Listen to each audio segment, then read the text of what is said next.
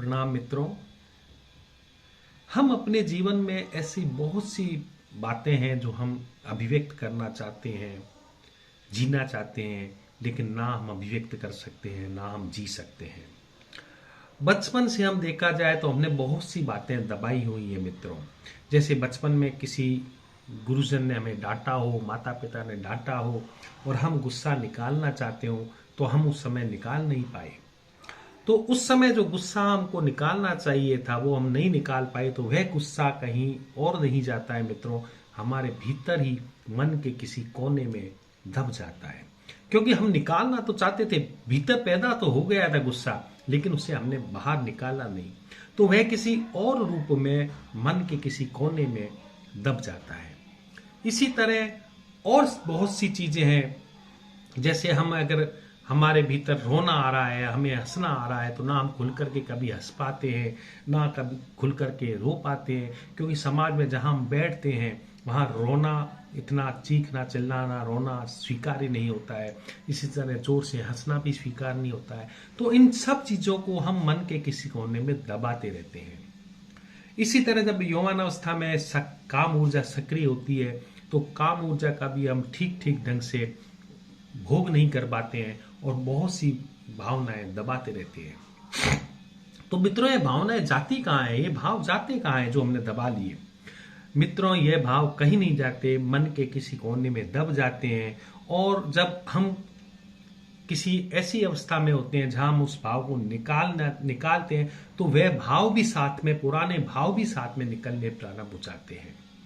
जैसे यदि किसी बच्चे पर हम क्रोध कर रहे हैं, अपने बच्चे पर क्रोध कर रहे हैं, तो आप यह मत मान लीजिएगा कि आप केवल उस बच्चे की गलती के कारण ही क्रोध कर रहे हैं। आपका जो क्रोध आ रहा है वह उस सारे क्रोध का जोड़ बन के आ रहा है, उस क्रोध को भी सम्मिलित करते हुए आ रहा है जो आपने कभी न कभी दबाया हुआ था।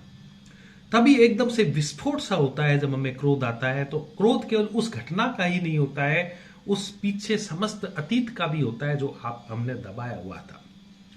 इसी तरह से रोना जब फूटता है तो पीछे का रोना भी साथ में लेकर के आता है, हंसना भी पीछे का साथ लेकर के आता है। काम वासना में जब हम प्रवेश करते हैं तो केवल उसी समय की वासना हमारे भीतर नहीं होती है, जबकि अतीत की समस्त वासनाएं भी हमारे साथ मिलकर के उस वासना के साथ आती है। तो एक तरह से बड़ा विभत्स और विकृत रूप हमारी वासनाओं के हो जाते हैं, हमारी वृत्तियों के हो जाते हैं जो हमारे सामने आते हैं। तो समझने की बात है कि यदि मन अगर ऐसी चीजें दबाए हुए है तो कितना भार हम साथ लेकर के, कितना तनाव हम साथ लेकर के जीवन को जी रहे हैं। ओशो ने अपनी विधियों में इन वृत्तियों को निकालने के लिए बहुत ही अनूठे प्रयोग दिए हैं, जिनमें से मुख्य प्रयोग हैं सक्रिय ध्यान, नो माइंड, मिस्टिक रोज, बॉर्न अगेन। इनमें सब में जिब्रिस, इनमें सब में इन वृत्तियों को बाहर निकालने के तरीके ओशो ने बताए हैं। सक्रिय ध्यान के दूसरे चरण में हम कैथारसिस करते हैं, जिसमें हम चीखना, चिल्लाना, रोना, हंसना इत्यादि सब करते हैं। और ओशो कहते हैं 10 मिनट में आपको जो भी भीतर से भाव आता है उसको निकालना होता है बाहर। तो निकालने के लिए सामान्यतया हमें खुद को पता नहीं चलता कि हमारे भीतर है क्या। तो इसी बात के लिए आज मैं ये वीडियो आपको जारी कर रहा हूं कि कैसे हम जाने कि हमारे भीतर है क्या। सामान्यतः मैंने देखा है कि सक्रिय ध्यान जो लोग करते हैं वे चीखने चिल्लाने में बहुत ज्यादा जोर देते हैं कि बस चीखना चिल्लाना कर लिया जाए तो शायद कुछ निकल जाता है।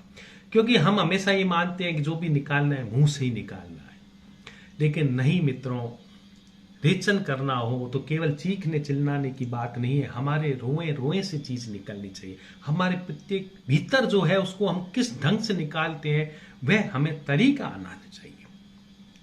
हमें पता चलना चाहिए कि हमें क्या निकालना है। हमारे भीतर चीख दबी हुई है तो चीख निकालिए, रोना दबा हुआ है तो रोना निकालिए। यदि दबा हुआ हंसना है या दबा हुआ कुछ क्रोध है और निकाल हम क्या है कि हंस रहे हैं, तो जरूरी नहीं वो पूरा का पूरा निकले। तो किस ढंग से क्या चीज निकले इसके बारे में रेचन को करना ठीक ठीक ढंग से मैंने आना चाहिए। मेरा अनुभव जो रहा है मित्रों रेचन का, उसके मैं कुछ तरीके बताता हूं कि रेचन को हमें किस ढंग से करना चाहिए। तो सबसे पहले मित्रों, जैसे ही रेचन का प्रयोग हमें करना हो, आप वैसे भी कर सकते हैं। सक्रिय ध्यान के अलावा भी कभी खाली पेट हो, एकदम फ्रेश माइंड हो, कुछ भी हल्का फुल्का हो, तो हम भीतर से कुछ निकालने की कोशिश कर सकते हैं। क्योंकि ओशो ने कहा है कि कभी खाली कमरे में बैठ करके आप कुछ देर के लिए रेचन कर सकते हैं, मन से चीज़ों को निकाल सकते हैं। पहले तो ओशो लिखने के लिए भी कहते थे कि आप खुद लिखिए, इससे भी चीज़ें निकल जाती थी। तो बहुत तरीके हैं निकलने के, केवल मात्र चीखना चिल्लाना ही नहीं होता है। कईयों के घरों में ऐसा संभव भी नहीं होता कि चीखना चिल्लाना हो सके। तो किस ढंग से हम रेचन को करें, इसके बारे में हमें पता होना चाहिए। तो मित्रों, सबसे पहले जब रेचन करना हो तो आंख बंद करके भीतर फील करें कि हमारे भीतर कौन सी चीज है जो बाहर आना चाहती है, कौन सी चीज है जो हमें बाहर ला करके हमें रिलैक्स होने की इच्छा हो रही है। आप थोड़ी देर आंख बंद करके महसूस करेंगे कि कुछ जकड़न है, आपके शरीर में कुछ जकड़न हो सकती है जो आपको बाहर निकालने के लिए आपको अच्छा लग रहा हो। जैसे गर्दन में अगर आपको जकड़न महसूस हो रही है तो गर्दन को आप घुमा करके उस जकड़न को धीरे धीरे धीरे धीरे रिलैक्स कर सकते हैं। यह भी एक रेचन की प्रक्रिया है कि आपने निकालना शुरू किया। होता क्या है, हम सीधा चीखना चिल्लाना शुरू कर देते हैं और हम खुद पता ही नहीं चलता हमें निकालना क्या है। पीठ पे आप महसूस करें, पूरे शरीर को फील करें। तो पूरे शरीर को फील करने के साथ शरीर से जो जो चीजें आपको निकलना चाहती हैं उसको निकालने की कोशिश शुरू कर दें। तो वह कैसे करते जाएं, आपको शरीर जैसा करता है। फिर हो सकता है चेहरे में आपको तनाव महसूस हो, तो चेहरे के तनाव को भी आप क्या है, चेहरों को मोड़ करके चिल्ला करके ऐसे करके आप चेहरे के तनाव को भी निकाल सकते हैं।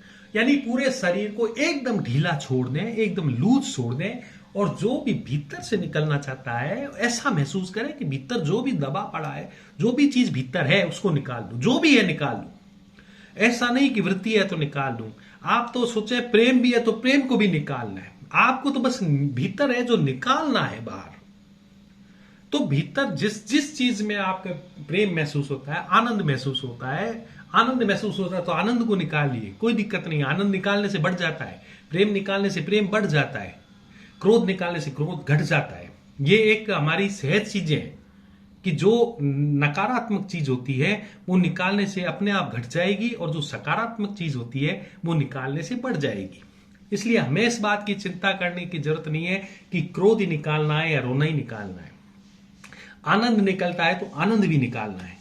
तो ऐसा शुरू कर दीजिए, हाथों को और को पैरों को, जैसे भी आपका शरीर करना चाहे, आप शरीर को एकदम ढीला छोड़ करके शरीर के माध्यम से निकालना शुरू करें। तो ज्यादा चीखने चिल्लाने से ही नहीं होता सक्रिय ध्यान। आपके भीतर पता होना चाहिए कि मैं करना, मेरा शरीर करना क्या चाहता है, मेरा मन करना क्या चाहता है, किस चीज को निकालना चाहता है। और दूसरा मित्रों, जब हम चीखते चिल्लाते हैं तो ज्यादातर मन का प्रयोग करते हैं, मन के माध्यम से चीखते चिल्लाते हैं, शरीर का प्रयोग बहुत कम करते हैं। क्योंकि उस सारी ऊर्जा हमारी उसमें चली जाती है मुंह से निकालने में, जबकि पूरे शरीर में जहां जहां ऊर्जा इकट्ठी है, वहां जहां दबी पड़ी है, उस माध्यम से भी निकलनी चाहिए। तो शरीर का पूरा प्रयोग करें मित्रों, शरीर के माध्यम से रेचन करने की कोशिश करें। तो शरीर के माध्यम से रेचन करेंगे तो दो बातें होंगी, एक तो मन अपने आप काम करना बंद कर देगा, शरीर के माध्यम से ही वह अपनी वृत्तियों को निकालने लगेगा। और शरीर के द्वारा, जैसे हम गुस्सा भी आता है, अगर मुक्का मार देते हैं, हम ऐसे जोर से मुक्का मारते हैं तो गुस्सा निकल जाता है। गाली देने की जरूरत नहीं होती जरूरी। यदि आप बार बार मुक्का मारते रहें तकिए में तो वह गुस्सा निकलने लग जाता है। वरना दोस्तों कहते हैं कि तकिए को क्यों मारो, आप तो गाली ही दो। नहीं, मुंह से ही सब चीजें नहीं निकलती। इसलिए अगर आपकी सुविधा नहीं है, आप चीख चिल्ला नहीं सकते, तो आप शरीर के माध्यम से रेचन कर सकते हैं। और यदि पूरी सुविधा है, चीखने चिल्लाने की भी सुविधा है, तो आप चीखने चिल्लाने के साथ यह भी ध्यान रखें कि शरीर से के माध्यम से भी निकालनी है। अक्सर लोग क्या है कि केवल मुंह के माध्यम से ही रेचन करते हैं और शरीर को अछूता रख देते हैं। तो यह पूरा रेचन नहीं होता, हमें पूरा रेचन करना है। शरीर के माध्यम से अगर करते हैं तो पूरा रेचन संभव हो सकता है, क्योंकि मुंह की आवश्यकता नहीं होती। मुंह तो एक माध्यम है, एक्चुअली वृत्तियां मुंह में नहीं दबी हुई है, वृत्तियां तो हमारे भीतर दबी हुई है। उसको मार्ग हमें देना है। तो मार्ग हम जो भी मार्ग देंगे वो वृत्तियां उस मार्ग से निकल जाएंगी। लेकिन हमें पता नहीं वृत्ति क्या है और हम सीधा शुरू कर देते हैं। तो पहले वृत्तियों को ठीक ठीक जाने, अपने भीतर थोड़ा टटोले, 1-2 मिनट के लिए टटोले, थोड़े सेकंडों के लिए टटोले कि भीतर से निकलना क्या चाह रहा है। ज्यादा इसमें बुद्धि नहीं लगानी है, भीतर से जहां रुकावट है उसके माध्यम से वो रुकावटों को आपको बाहर निकालना है।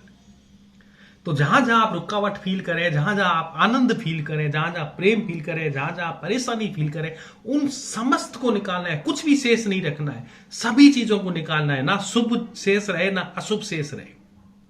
शुभ निकल जाता है तो शुभ निकल जाए, वो तो शुभ बढ़ जाता है, अशुभ निकलता है तो भी शुभ बढ़ता है। यह हमारे जीवन का एक ढंग है जीने का। तो मित्रों, ऐसा आप करके देखिए और आनंद लीजिए और फिर देखिए आप कितना रिलैक्स महसूस करते हैं। खाली रेचन मात्र 10-15 मिनट भी आप कर लेंगे तो आपके जीवन में आपको एक बहुत बड़ा परिवर्तन, एक रिलैक्सेशन महसूस होगा। तो शरीर को माध्यम बनाइए वृत्तियों को निकालने के लिए, ये बहुत कारगर होगा। धन्यवाद, थैंक यू।